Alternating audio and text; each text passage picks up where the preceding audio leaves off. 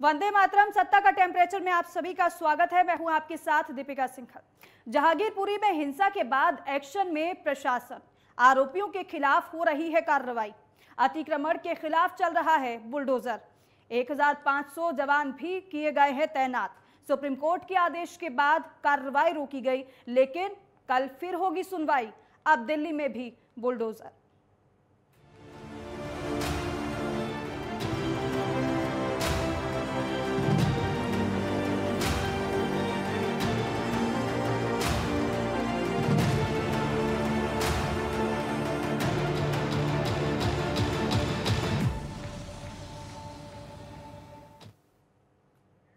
जी हां, अब दिल्ली में भी बुलडोजर, क्योंकि जहांगीरपुरी में हुई हिंसा के बाद एमसीडी की तरफ से अवैध निर्माण पर बुलडोजर चलाने की कार्रवाई पर सुप्रीम कोर्ट ने ब्रेक लगा दिया है।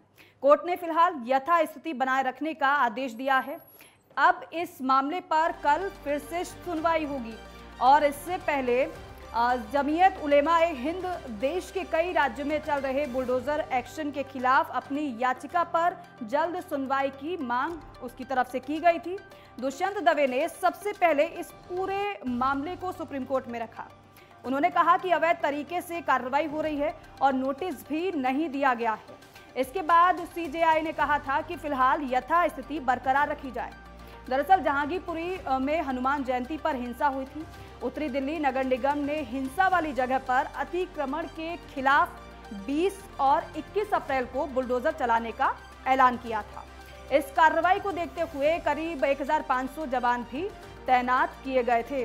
तो आज पूरे मामले में हालांकि जिस तरीके से बुलडोजर की कार्रवाई हमने देखी, सुप्रीम कोर्ट ने हस्तक्षेप किया और सुप्रीम कोर्ट ने फिलहाल ये कह दिया है कि यथास्थिति बनाए रखें। कार्रवाई पर सुप्रीम कोर्ट की तरफ से रोक लगा दी गई है। अब कल इस पूरे मामले में फिर से सुनवाई होगी। आपको एक बार फिर से बता देते हैं कि जिस तरीके से हनुमान जयंती के दिन जहांगीरपुरी में पथराव हुआ था, उसके बाद कार्रवाई तो लगातार चल रही है, लेकिन अराजक तत्वों पर इस तरीके से कार्रवाई को अंजाम दिया, बुलडोजर कार्रवाई को अंजाम दिया गया था। और इसी पर बातचीत करने के लिए वरिष्ठ पत्रकार मनीष गुप्ता हमारे साथ जुड़ गए हैं। सर, बहुत स्वागत है नेटवर्क 10 पर।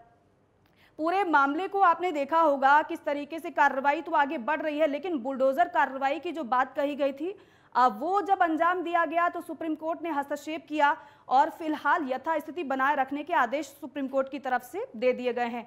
पहला रिएक्शन आपका मैं चाहूंगी इस पर, आप पूरे इस मामले को किस तरीके से देख रहे हैं और इस कार्रवाई को और सुप्रीम कोर्ट के हस्तक्षेप को कैसे देखा जाए? देखिए, सबसे पहली बात तो ये है कि जो सुप्रीम कोर्ट ने जो स्टे दिया है वो मेरे ख्याल से बिल्कुल लॉजिकल है। क्योंकि आप बुलडोजर चला रहे हैं, वो बुलडोजर आप किस कानून के तहत चला रहे हैं? वो अतिक्रमण के कानून के तहत चला रहे हैं। क्या उनको फॉर्मल तोड़ने के लिए फॉर्मल नोटिस दिया गया क्या? और इस काम में अगर वहां पे हिंसा हुई, चाहे किसी पक्ष का दोष है, चाहे वो वहां पे आतंकी या गुंडे जो भी हैं वहां पे दंगाई हैं, लेकिन उनके मकान को या वहां पर किसी भी अवैध स्थान को सिर्फ इसलिए तोड़ा जा रहा है कि वो इससे कनेक्टेड मैटर है, तो लॉजिकल नहीं दिखता। तो मुझे लगता है इसलिए सुप्रीम कोर्ट ने उसको स्टे कर दिया। अगर आप इसको पैरिटी के साथ करें कि चाहे वो कोई इलाका हो, जहांगीरपुरी हो, कल्याणपुरी हो, त्रिलोकपुरी हो या मौजपुर हो या दुर्गापुरी हो, कोई सी पुरी हो, सब जगह ऐसे अभियान चलें और सब चीजें धीरे धीरे तोड़ी जाए या उनका एक शेड्यूल बने। चाहे शुरुआत जहांगीरपुरी से ही हो, पर एक सिस्टम बने कि आज जहांगीरपुरी, कल शाम जामिया नगर, इस्लाम नगर, आप लाइन से तोड़ेंगे, हम इनको तोड़ेंगे, ये 15 दिन का नोटिस है, हमारा शेड्यूल है। तो ऐसा लगेगा कि ये सब रीजनेबल लग रहा है। अन्यथा ऐसा लगने लगता है कहीं ना कहीं कि ये बदला लेने की कोई एफर्ट तो नहीं है। तो इस पर क्वेश्चन उठते हैं। और देखिए, जिस तरीके से धारा 370 हटाने के बाद पूरे विश्व में भारत के खिलाफ जो नैरेटिव चल रहा है, ऐसे में मैं समझता हूँ सरकार को इस तरह की चीजों से को बहुत सावधानी से करने की जरूरत है। ये सही है कि वहां पे अतिक्रमण है, जमीनों को घेरा जा रहा है, पर वो तो रेलवे स्टेशन में भी घेरा जा रहा है। आप देखिए, दिल्ली में गाजीपुर पटपड़गंज से आगे जो है एक बड़ी सी मजार बीच में घेर ली गई है ना। उसको शुक्रवार को उसको वहां पर नमाज पढ़ते हैं, पूरा रास्ता बंद हो जाता है। आप उसको तोड़िए ना पहले। आप पहले जहांगीरपुरी क्यों जाते हैं? आप पहले उस जगह जाइए जहां पे अवैध कब्जा है। अगर अवैध कब्जा है, उसका लॉजिकल रीजनिंग है, नोटिस दिया जा चुका है, अभी खाली कर दो। अगर वो नहीं है तो इस तरीके से तोड़ना कहीं ना कहीं संदेह और शंकाओं को जन्म देता है। और वैसे भी हमारे देश में अल्पसंख्यकों के अधिकारों के नाम पे तमाम तरह के लोग खड़े हो जाते हैं और फिर वो इसको खराब करेंगे। तो कहीं ना कहीं मैं समझता हूं कि सुप्रीम कोर्ट ने इस पर ये बात रख के न्यायप्रियता का परिचय दिया है और ये बात दूर तक जाएगी। मनीष जी, एक बात और, क्योंकि एमसीडी से जब ये सवाल किए गए थे कि इसी समय क्यों और जहांगीरपुरी ही क्यों, इस तरीके की बुलडोजर कार्रवाई अभी क्यों हो रही है जहांगीरपुरी में, क्योंकि अतिक्रमण की अगर बात की जाए, अवैध अतिक्रमण की बात की जाए तो वो तो पहले से है। लेकिन एमसीडी की तरफ से ये कहा गया कि ये हमारी नियमित कार्रवाई है, इससे पहले भी हमने इस तरीके की कार्रवाई को अंजाम दिया है, लेकिन हम अतिक्रमण हटाते हैं, दोबारा से ये लोग अतिक्रमण कर लेते हैं। देखिए, अगर MCD is able to reply along with the documentary evidence, they will justify it and then they will get the stay order removed। और सुप्रीम कोर्ट उसको देखेगा। अगर आपने जरा सा भी फॉर्मल रहे हैं, देखिए सत्ता कई बार जब होती है तो कांग्रेस में तो ये जिंदगी भर से, मतलब 70 सालों में यही चला है कि भाई जिस आदमी ने कुछ गड़बड़ की, कोई शोर मचाया तो उसके खिलाफ इमीडिएटली इनकम टैक्स की रेड हो गई, चाहे पहले नोटिस गए या नहीं गए हैं, है ना, या उसे सीबीआई उठा ले गई। तो इस तरह के काम चलते चले आ रहे हैं। अब चूंकि डिजिटल युग है, हर नोटिस का रिकॉर्ड बन जाता है, पहले बैकडेटेड नोटिस छाप दिए, ये कर दिया, वो कर दिया, काम चल गया। लेकिन अब वो सब संभव नहीं है। अगर एमसीडी सब्सटेंशिएट कर सकती है कि हमारे पास ये डॉक्यूमेंट है, हमने इनको ये नोटिस दिया, या अखबार में छपवाया, अखबार में बैकडेट में तो छप नहीं सकता, तो फिर मुझे लगता है वो जस्टिफाई करेंगे तो तोड़ देना चाहिए। लेकिन जिस तरीके से भारतीय जनता पार्टी की सरकार इसको बुलडोजर से कनेक्ट कर रही है, तो वो कहीं ना कहीं इसको ये सिंबलाइज कर रही है कि हम गलत काम के खिलाफ बुलडोजर चलेगा, है ना। लेकिन कहीं इस सब में ठीक है सर, मैं जरा रोक रही हूँ, माफी के साथ मैं आपको रोक रही हूँ, मैं लौटूंगी आपके पास। उत्तर प्रदेश के पूर्व डीजीपी विक्रम सिंह जी हमारे साथ फोन लाइन पर जुड़ गए हैं। सर, बहुत स्वागत है नेटवर्क 10 पर आपका। सर, जिस तरीके से आपने दिल्ली में बुलडोजर कार्रवाई आपने भी देखी होगी, उत्तर प्रदेश में तो एक तरफ बुलडोजर कार्रवाई जाहिर सी बातें चलती ही रहती है, अवैध अतिक्रमण पर इस तरीके से कार्रवाई की जाती है, लेकिन दिल्ली में भी उसी तरीके से कार्रवाई को अंजाम दिया गया है। अब क्या इसका पूरा प्रोसेस रहता है, आपसे समझना चाहेंगे। और इस अगर कार्रवाई की बात की जाए तो इसे किस तरीके से देखा जाए? देखिए, अतिक्रमण दो प्रकार के होते हैं, एक जिसमें अपील के सारे चैनल एग्जॉस्ट हो चुके हैं, और दूसरे होते हैं जिनमें अपील के चैनल अभी बाकी हैं, तो उनको नोटिस दी जाती है और बिना नोटिस के अतिक्रमण नहीं हटाया जाता है। चाहे आप अगर पानी की कैनन भी चलाती हैं तो नोटिस देती है, और नोटिस ये लोग गलतफहमी में है, हर जगह आजकल सबकी जानकारी में सबको एक बार नहीं हजारों बार नोटिस दी जा चुकी होती है। यह संभव नहीं है कि रेलवे की, पीडब्ल्यूडी की, नगर पालिका की बेशकीमती जमीन पे कोई कब्जा कर ले, उस पर नोटिस नहीं है। नोटिस को रिसीव न करना, नोटिस की अवहेलना करना, और जब बुलडोजर चले तो शिकायत करना अधिकारियों। अगर कार्रवाई तो अधिकारियों के खिलाफ भी कार्रवाई, और लेकिन जिन्होंने अतिक्रमण किया है उनका किसी तरीके का कोई अधिकार नहीं है, और इसमें कार्रवाई होनी ही चाहिए। नहीं तो इस कार्रवाई को आप किस तरीके से देख रहे हैं? क्या अब ये कहा जा रहा है कि वहां के लोग ये कह रहे हैं कि हमें तो बोला ही नहीं गया है और सीधे से इस कार्रवाई को अंजाम दे दिया गया है? तो मैं आपसे एक बात समझना चाहती हूँ कि अगर कोई ऐसी जगह जहां पर अतिक्रमण हुआ हो, उससे पहले उस जगह पर कार्रवाई की गई हो, लेकिन दोबारा से उन्होंने अतिक्रमण कर लिया हो, तो क्या दूसरी बार नोटिस दिया जाता है? नहीं। जी विक्रम जी बोलिए।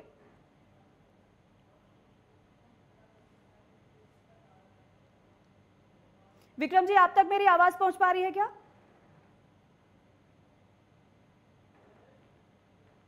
तो विक्रम जी तक मेरी आवाज नहीं पहुंच पा रही है। और तो देखिए, जिस तरीके से ये कार्रवाई को अंजाम दिया जा रहा है उस पर तमाम सवाल खड़े हो रहे हैं, लेकिन दूसरी तरफ एक मैसेज भी दिया जा रहा है कि अगर अराजकता की तो फिर कार्रवाई निश्चित तौर पर होगी, और इसी के तहत इस कार्रवाई को देखा भी जा रहा है। लेकिन फिलहाल सुप्रीम कोर्ट ने इस पूरे मामले पर रोक लगा दी है। सुप्रीम कोर्ट ये कह रहा है कि अभी कार्रवाई को, यानी कि यथास्थिति को बनाए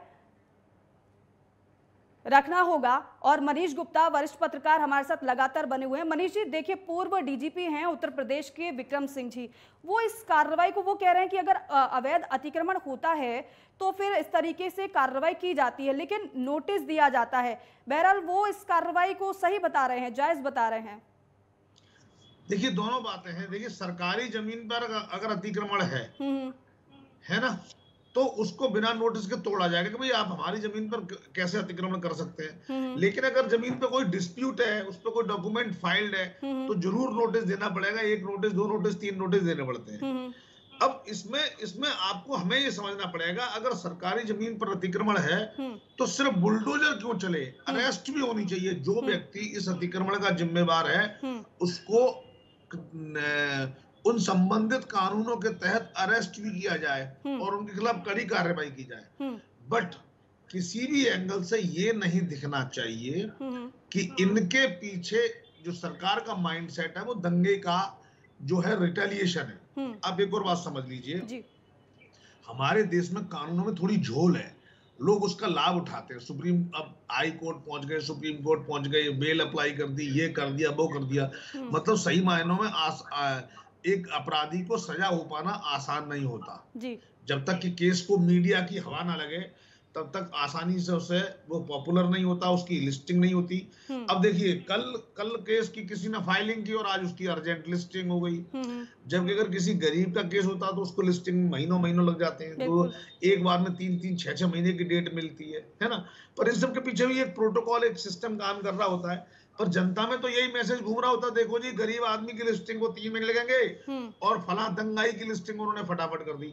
ये सब मैसेज नहीं जाने चाहिए, ये गलत है। क्योंकि सुप्रीम कोर्ट अपने सिस्टम से काम करता है और वो कोई पार्शियलिटी नहीं करता। तो मेरे हिसाब से मैं इन समरी ये कहूंगा, सुप्रीम कोर्ट का डिसीजन बिल्कुल स्वागत करना योग्य है। और क्योंकि उन्हें ऐसा लगा कहीं ना कहीं इस क्रिया और प्रतिक्रिया का संबंध इसमें बन रहा है। ये संबंध अगर ना बने तो अब खूब तोड़िए अतिक्रमण, कौन मना कर रहा है। रेलवे स्टेशन पे मजारें बनी हुई है ना, मंदिर बने हुए हैं, तो जहां भी अतिक्रमण है वहां हटाया जाए। मनीष जी, एक बात और, क्योंकि देखिए, इस कार्रवाई के तहत एक मैसेज देने की भी कोशिश की गई है कि इस तरीके से अगर उत्पात मचाया या अराजकता की तो कहीं ना कहीं ऐसी कार्रवाइयों को भी अंजाम दिया जा सकता है। क्या ये मैसेज देने की कोशिश की गई है? और अगर ये मैसेज देने की कोशिश की गई है तो क्या इस कार्रवाई से वो मैसेज गया है? निश्चित रूप से ऐसे मैसेज जाता है, लेकिन इससे जो टकराव बढ़ने की संभावना बढ़ जाती है। अब देखिए, उसमें सरकार की जो अथॉरिटी उसको भी लोग चैलेंज करने लगते हैं। आपको याद होगा कि उत्तर प्रदेश में, मध्य प्रदेश में भी इस तरह की घटनाएं हुई हैं। बिल्कुल। अभी आगरा में भी किसी ने, उसके जो साजिद नाम का लड़का था, मुसलमान लड़का था, उसने हिंदू लड़की को लेके भाग गया और उसके बाद उसने अपना धर्म परिवर्तन दिखा के निकाह कर लिया। तो इस तरह की बातों, उसके बाद कुछ लोगों ने जाके उसके घर में आग लगा दी। ठीक है, तो इस तरह की घटनाएं क्या है, विद्वेष को जन्म देती हैं। भारत बहुत बड़ा देश है और यहाँ पे बहुत जनसंख्या है, वो 10-20 हजार लोग नहीं है जिनको आप निकाल के बाहर कर दोगे। आपको सद्भाव से ही काम करना पड़ेगा। और मैं समझता हूँ भारतीय जनता पार्टी की सरकार है, वो भी सद्भाव से काम करना चाहती है, क्योंकि अगर शांति है तो विकास है और विकास है तो विश्वास है। लेकिन मनीष जी, एक बात और, अगर ये सांप्रदायिकता को हटा दिया जाए, एक तरफ कर दिया जाए, और अगर सिर्फ और सिर्फ अवैध अतिक्रमण को देखा जाए, तो फिर आप इस कार्रवाई को कैसे देख रहे हैं? देखिए, आप मुझे बताइए, क्या अवैध अतिक्रमण जो होता है वो जो वहां का जो लोकल प्रशासन होता है, वहां का जो स्टाफ है, पुलिस है, इन सब की आंखें उस समय बंद रहती हैं क्या? इस देश में कितना अतिक्रमण होता है, उस पर सरकार क्यों नहीं काम करती है ना? अगर आज से तय कर ले, चलो आज से जहांगीरपुरी से शुरू करेंगे, लेकिन पूरे दिल्ली में कोई भी पावरफुल व्यक्ति छोड़ा नहीं जाएगा और सबका अतिक्रमण साफ किया जाएगा, तो मैं समझता हूँ it is a good idea. But चूंकि आज वहां दंगा हुआ है, हाँ, अगर दंगे की वजह से कोई ऐसी गड़बड़ है तो बनता है, जरूर बनता है, पर मैं समझता हूँ इसको इससे रिलेट करना ठीक नहीं है। बिल्कुल मनीष जी, एक बात और, अब फिलहाल तो इस पूरी कार्रवाई पर रोक लगा दी गई है सुप्रीम कोर्ट की तरफ से, लेकिन अब आगे इस मामले को कैसे देख रहे हैं? क्या एक्शन सुप्रीम कोर्ट का हो सकता है आगे जाकर इस पूरे मामले में? क्या यूं ही स्टे बरकरार रह सकता है? मुझे सरकारी कार्यप्रणाली का जितना मुझको आइडिया है, मुझे लगता है सरकार के पास कुछ ना कुछ डॉक्यूमेंट्री एविडेंस जरूर होगा, जिसमें उन्होंने ये कहा होगा कि हमने इनको नोटिस तोड़ने का ऑर्डर कर रखा है, इंटरनल डॉक्यूमेंट बनेंगे। लेकिन ऐसी प्रक्रिया 2-4 जगह और भी शुरू करनी पड़ेगी मुझे लगता है, चाहे इस बात को जस्टिफाई करने को या अदरवाइज उनके रेगुलर प्रोसेस हो। और अगर 4-6 जगह, चाहे वो ओखला हो या मैंने कहा ना कल्याणपुरी या कहीं भी हो, जहां भी अतिक्रमण है उनको तोड़ने की अगर एक साथ 10-12 जगह प्रक्रिया होंगी और बिल्कुल। जहांगीरपुरी भी होगा हम्म। तो ये जस्टिफाई करेगा, अन्यथा सुप्रीम कोर्ट इस पर ठीक, स्टे बरकरार रख सकता है। बिल्कुल। ये मुझे ऐसा लगता और भी बारीकी से समझ लेते हैं। प्रमोद कुमार सुप्रीम कोर्ट के अधिवक्ता है, हमारे साथ फोन लाइन पर जुड़ गए हैं। सर, बहुत स्वागत है नेटवर्क 10 पर आपका। प्रमोद जी, जिस तरीके से हम बुलडोजर कार्रवाई हुई है दिल्ली में, उसको लेकर डिस्कस कर रहे हैं, आपसे ये समझना चाहेंगे, आज तो सुप्रीम कोर्ट ने इस पूरे मामले पर फिलहाल के लिए यथास्थिति बनाए रखने के आदेश दे दिए हैं, लेकिन आगे इस पूरे मामले में किस तरीके से और एक्शन सुप्रीम कोर्ट की तरफ से लिया जा सकता है, वो जरा समझाइएगा। देखिए, आज जो मैटर चला हुआ था सुप्रीम कोर्ट के अंदर में, उसमें जो अदर पार्टी है यूनियन ऑफ इंडिया को इसमें सर्विस नहीं हुआ था, ना ही उनको जवाब देने का मौका मिला था। इसीलिए ये मैटर को कल के लिए एडजर्न कर दिया गया और किसी को नुकसान ना हो, किसी पार्टी को नुकसान ना हो, इसके लिए स्टेटस को दे दिया गया। स्टेटस को मतलब होता है कि यथास्थिति जैसे है वैसे ही है, किसी तरह को कोई कार्रवाई किसी भी तरह से नहीं होना चाहिए। तो अब कल मैटर को इसमें इनलार्ज में सुना जाएगा उसको, कि किसी को इससे नुकसान ना हो, क्योंकि होता है क्या है कि एक बार आप डिमोलिशन कर लेते हैं या फिर उसमें नुकसान हो जाता है तो ये डिलेपिटेटेड नुकसान होता है जो इसकी भरपाई नहीं की जा सकती। तो इसीलिए कोर्ट ने एक दिन के लिए इस मैटर को एडजर्न किया है और कल जब डिटेल में इस पे सुनवाई होगी, इस पे आर्गुमेंट होगा और सारे पहलुओं को देखने के बाद कोर्ट जैसा उचित समझेगी, यदि ये समझेगा कोर्ट को ये लगेगा ऐसा कि यहाँ पे अनऑथराइज कंस्ट्रक्शन मास लेवल में हुआ है, तो कोर्ट हो सकता है उसको डिमोलिशन के लिए ऑर्डर दे दे। अन्यथा यदि मास लेवल में नहीं हुआ है अनऑथराइज कंस्ट्रक्शन, तो कोर्ट उस पे रोक भी लगा सकता है कि नहीं, आप नहीं कर सकते हैं डिमोलिशन। ये डिपेंड करता है कि आप किस तरह का प्रूफ सच जो है आप कोर्ट में प्रोड्यूस करते हैं, क्योंकि इसमें देखिए दो राय नहीं है कि आज के डेट में जो इलीगल एक्टिविटी जो हो रहा है वो गवर्नमेंट लैंड पे ही हो रहा है जी। वो अनऑथराइज कंस्ट्रक्शन करके ही हो रहा है, वो इलीगल कामों करके किया हुआ है, क्योंकि कोई भी एक सुलझा हुआ आदमी वो कानून को अपने हाथ में नहीं लेता है। अभी आपको एक पढ़े लिखे हुए प्रोफेसर से, इंजीनियर से, डॉक्टर से, एडवोकेट से आप ये एक्सपेक्टेशन नहीं कर सकते हैं कि आप गैर कानूनी कामों में संलग्न हैं। तो ये अब होता क्या है, ये समाज के जितने भी लोग गैर कानूनी में लगे हुए हैं, जो थोड़ा सा अनपढ़ टाइप के लोग होते हैं या उनकी संलिप्तता गैर कानूनी कामों में होती है, वो इस तरह का जो है वो डिस्ट्रक्टिव के काम में मास लेवल में जुड़े हुए रहते हैं। अब गवर्नमेंट को ये देखना है कि हमको इस डिस्ट्रक्शन को रोकना भी है, तो ये रोकने के लिए जो भी कदम उठाया जाएगा वो गवर्नमेंट करेगी। अब इस गवर्नमेंट में तो ये इशू लगा है कि वहाँ पे मैटर में कहीं डिमोलिशन से नुकसान हो जाए और बहस में किया जाए, तो इस चीज को माननीय सर्वोच्च न्यायालय उसको देख रही है। देखने के बाद ये लगता है कि सर्वोच्च न्यायालय को नहीं, कोई ऐसे बायसनेस नहीं है और वाकई में देश में शांति कायम करने के लिए और यहाँ के जनता को सुखमय जिंदगी बिताने के लिए यदि डिमोलिशन की जरूरत पड़ती है या किसी तरह का और लॉ इन्फोर्समेंट की जरूरत पड़ेगी, तो वो कोर्ट उसमें जो है वो डायरेक्शन दे सकती है और गवर्नमेंट को मैं उसमें ओके कर सकती है। तो मैं समझता हूँ कि ये डिपेंड अब सारा दारोमदार माननीय सुप्रीम कोर्ट पे डिपेंड करता है और कल पे निर्भर करता है कि कल किस तरह के गवर्नमेंट ऑफ इंडिया उस अपने तथ्य को रखती है और अन्य दो पार्टी उनको जो बनाया गया है उसमें रखती है कि हाँ जी, जो आप कंस्ट्रक्शन जो किए हैं वो गैर कानूनी है या कानूनी रूप से। प्रमोद जी, वैसे भी आप बता रहे हैं कि सरकार ये अपनी तरफ से दलील देगी कि ये अवैध अतिक्रमण है, और अगर ये चीज साबित हो जाती, ये है भी वैसे ही, ये कहा जा रहा है कि अतिक्रमण ही है, और अगर सरकार इस चीज को, अपनी दलील को प्रमुखता से रखती है, तो क्या आगे इस तरीके से कार्रवाई को लगातार अंजाम दिया जा सकता है फिर? बिल्कुल है। देखिए, ये मैं आपको एक बता दूं, एडमिनिस्ट्रेशन का काम केवल सुप्रीम कोर्ट का काम केवल जो है न्याय व्यवस्था को बनाने के लिए है, कानून को रखने के लिए। वो ये केवल देखती है कि कोई गैर कानूनी ढंग का कोई काम या तो सरकार या पब्लिक ना उठाए। तो मैं समझता हूँ यदि एडमिनिस्ट्रेशन में ऐसा लगता है कि कोई गैर कानूनी काम कर रहा है और उसको शांति बनाने के लिए कोई ठोस कदम उठाने की जरूरत है, तो ऐसी स्थिति में माननीय सर्वोच्च न्यायालय उस पर इंटरफेयर नहीं करती सामान्य। अब इसमें ये देखना होगा कि गवर्नमेंट पूर्ण रूप से और शुद्ध रूप से वो शांति चाह रही है या बायस होकर के चाह रही है। नाउ क्वेश्चन सुप्रीम कोर्ट पे ये डिपेंड करता है कि चूंकि जो एलिगेशन लगाया हुआ है तो ये है लगा हुआ है कि एक खास वर्ग के लोगों को निशाना बनाया जा रहा है। अब सवाल ये है कि एक खास वर्ग के लोग यदि डिस्ट्रक्शन के काम में लगे हुए हैं, गैर कानूनी काम में लगे हुए हैं, और अक्सर देखा गया है आज हिंदुस्तान के अलग अलग डिफरेंट कोने पर इस तरह का डिस्ट्रक्शन का, दंगा फसाद का काम जो हो रहा है, तो उसके रोकने के लिए यदि खास वर्ग भी है तो उससे कोई फर्क नहीं पड़ता है, उस पर कानूनी कार्रवाई होगी।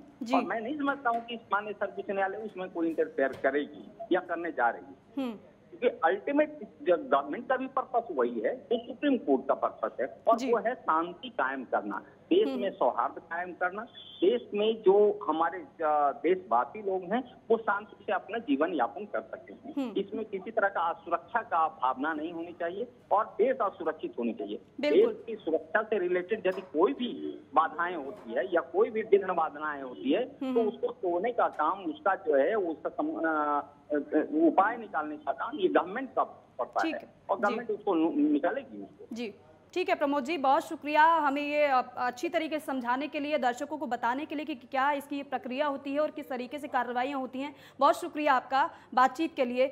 मनीष जी, लास्ट रिएक्शन आपका चाहूँगी क्योंकि जिस तरीके से आपने सुना प्रमोद कुमार जी को भी, उन्होंने बताया है कि शांति बनाए रखने के लिए इस तरीके की कार्रवाइयाँ ज़रूरी है बशर्ते लीगल तरीके से की जाए। आखिरी रिएक्शन आपका इस पर चाहूंगी कि मान लीजिए अगर सुप्रीम कोर्ट की तरफ से ये कह दिया जाता है कि कार्रवाई जायज है, सारी दलीलें पूरी हो जाती हैं और कार्रवाई आगे भी जारी रहती है, तो क्या हम ये मानकर चले कि जो अराजकता फैलती है, इस तरीके से पत्थरबाजी की जाती है, उस पर लगाम लगाई जा सकेगी? देखिए निश्चित रूप से, देखिए मैंने आपसे कहा था ना, जैसे कानून की लचीलेपन का जो लोग लाभ उठाकर इन गलत कामों में, गलत तत्व जो इंडल्ज रहते हैं, उनको समझाने के लिए सरकार को थोड़ा एग्रेसिव होना पड़ेगा और वेल प्रिपेयर्ड होना पड़ेगा ताकि कोई इस तरह का आरोप लगा के कोर्ट में ना पहुंचे। तो जैसा प्रमोद जी ने समझाया, अगर शांति व्यवस्था बनाए रखने के नाम पर अगर ऐसे जो है दंगाइयों को इनको उनके ढांचों को ध्वस्त करना है, तो मैं समझता हूँ कुछ भी इसमें गलत नहीं है। लेकिन बस सरकार को ये ध्यान रखने की जरूरत है, इसका किसी तरीके से किसी वर्ग विशेष से, समुदाय विशेष से संबंध ना हो, इसका संबंध सिर्फ दंगाइयों और गुंडों से हो, ताकि समाज को और जनता को बुलडोजर से भय की जगह सुरक्षा का। बिल्कुल मनीष जी, यानी कि अब ये कह रहे हैं कि कार्रवाई जरूरी होती है बशर्ते पूरी प्रक्रिया को फॉलो किया जाए, लीगल तरीके से किया जाए, तो वो कार्रवाई सही मानी जाती है। बहुत बहुत शुक्रिया हमसे बातचीत करने के लिए। तो जहांगीरपुरी में फिलहाल सुप्रीम कोर्ट का तो ये आदेश है कि यथास्थिति को बनाए रखना है। अब आगे कल इस पूरे मामले में सुनवाई होगी, देखना होगा कि सुप्रीम कोर्ट की तरफ से अगला फैसला और अगला कदम क्या होता है। फिलहाल के लिए हमारे इस खास कार्यक्रम में बस इतना ही। आप देखते रहिए नेटवर्क 10। जय हिंद।